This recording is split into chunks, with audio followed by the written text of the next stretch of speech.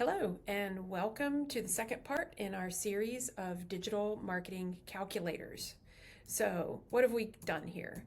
We've created a series of Google Sheets that we have made available for you to make a copy of, share, modify, and make your own. What you need to use these calculators, you will need, before you can use them, you'll need to know what your revenue goals are. You need to know what your service mix is and the revenue mix from those services. Some very high level sales metrics. You really only need 2 data points. Your current lead sources, and with those 4 data points through this series of calculators that we've built, what our goal is to help you create a roadmap for the number of leads that you need to generate from your online presence. So in today's video, which is part 2, so in the last video, we went over some big picture like grow revenue. That was the first video and calculator that we shared. Today's video, we're going to be talking about how to either eliminate lead aggregators from your lead sources or to at least reduce your reliance on them. And so we've built that out into a calculator that I'm about to share. In future videos, we're going to be showing you how you can add a new service to your service mix and look at how that changes your needs for monthly lead generation, how you can expand into a new territory, set marketing budgets, and set PPC budgets. So like I said, this is a series. This is the second part. Let's get into it. Okay, so here we are in the calculator itself. Let me move some things around. And let's go over some basic reminders from part 1 in case you didn't see it. So what you'll need is you need some big picture information. So let's delete all this information out of here and fill it out as if you were going to fill it out for the first time. Just delete a few things. Okay, so everywhere that's yellow is where you put in your information. So let's say your revenue last year was, I don't know, $4,250,000. And your goal this year is $6 million. So that's about a 41% increase. So that's your revenue goal. Now let's talk about your services that you sell. Maybe you're a one-day bath company and you're doing tub to shower conversions and things like that. So let's call it baths. But then you also do windows and stair lifts. Now the average ticket price of your bath, of the bath products that you install, let's say those are $12.5. Windows, $25, stair lifts, $85. Now, here's where you put in your total revenue mix. Let's say you get half of your revenue from baths and the rest of your revenue is split between windows and stair lifts. So if you look at this little green cell, that's kind of a cheat that I made so to help you make sure you're adding up to 100. Over here in this column, I've provided some additional links and resources to tutorials in case you forget. All right, so now we've got your revenue goal, your average ticket, your revenue mix. Now let's talk about step 3. What is 2 data points from your sales funnel? And I know that it's more complicated than this, but we're just trying to get some big picture numbers. On average, what is the percent or the ratio of all raw inquiries that come into your business? How many of those turn into appointments? Because we know some are spam, some are people looking for directions, or they're calling about a job. So all phone calls, all form submissions, all leads that you buy from lead aggregators, what percent of those turn into appointments? Let's say 60%. Now you've got appointments or demos. What percent of those on average across the board turn into a sold project? Let's say it's 40%. Okay, with those numbers from step 1, step 2, and step 3, you now have what we call a raw lead number. This is the number of conversions or inbound inquiries, not appointments, just like the phone ringing and forms getting filled out every month that you need to meet your revenue goal based on these services, these ticket prices, your current revenue mix, and 2 sales data points. So 165, that's the goal to hit every month. Now in step 5, so that's step 4, 165, and we just pulled it up to the top so you can see it. Step 5 is, where are you currently getting leads? So let's say you get some, and we're just looking for like average. On average, you say get 25 from word of mouth.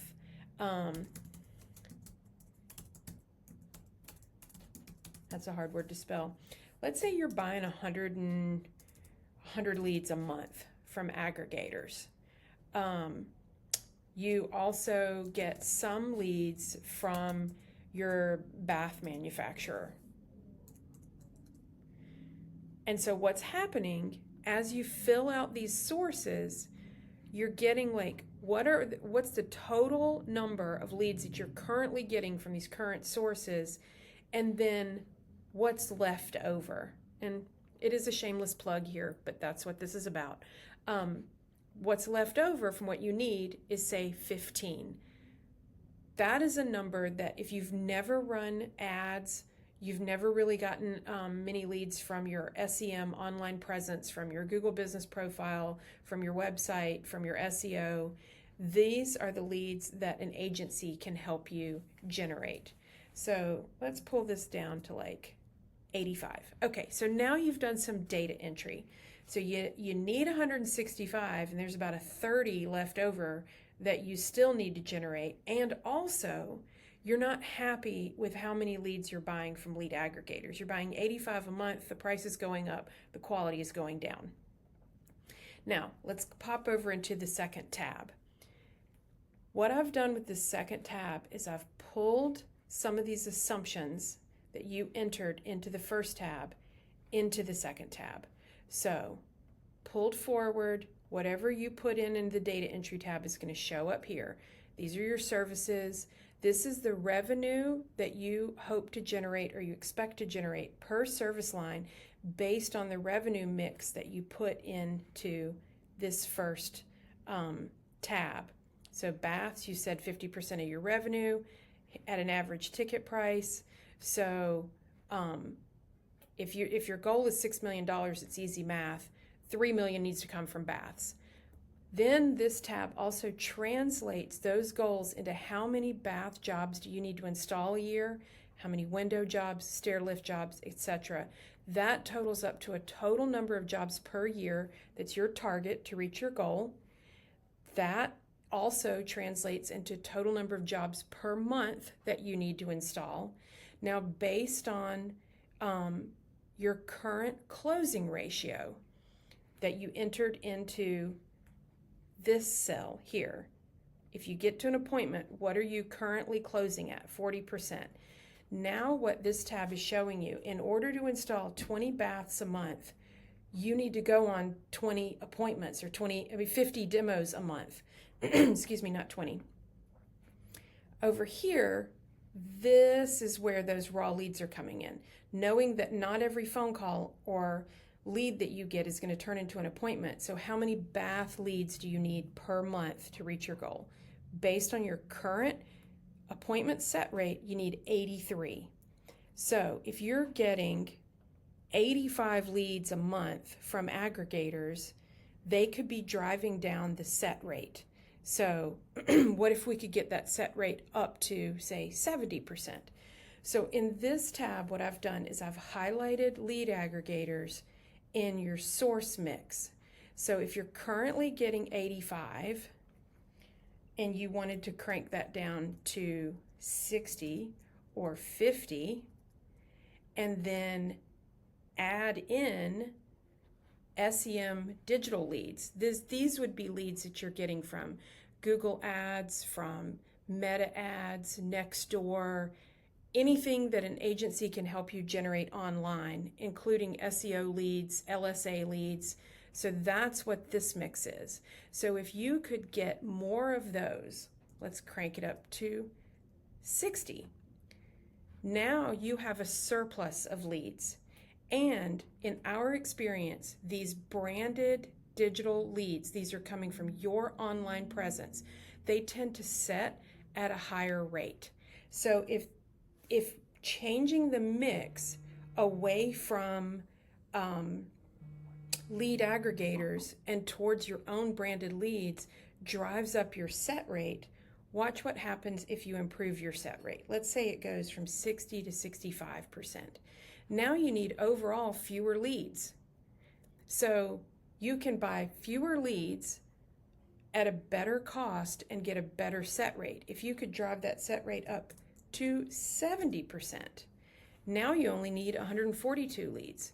Well, then you can either keep cranking down what you're buying from aggregators, or you could have some, looks like I had something left over there from a previous iteration of that. You could change other ratios and other sources. So I hope you see how this is working. I'm pulling in information from the data entry tab and then giving you a place to play with one factor where you're replacing lead aggregators with your own branded digital leads. And then you can kind of guess. I mean, a lot of these are kind of educated guesses at what would the impact be on your set rate if they were more of your own branded leads and fewer from aggregators. So it might not be like a huge change, but even if it's a small change, like from 60 to 63%, you still have lowered the overall number of leads that you need to generate because the quality that you're generating is better. Okay, I hope you found this helpful. As always, reach out to us if you have questions, if you have issues, if you would like to book an appointment and have us walk through a customized version of this for your business with your data. I'd be happy to help. Okay, thanks.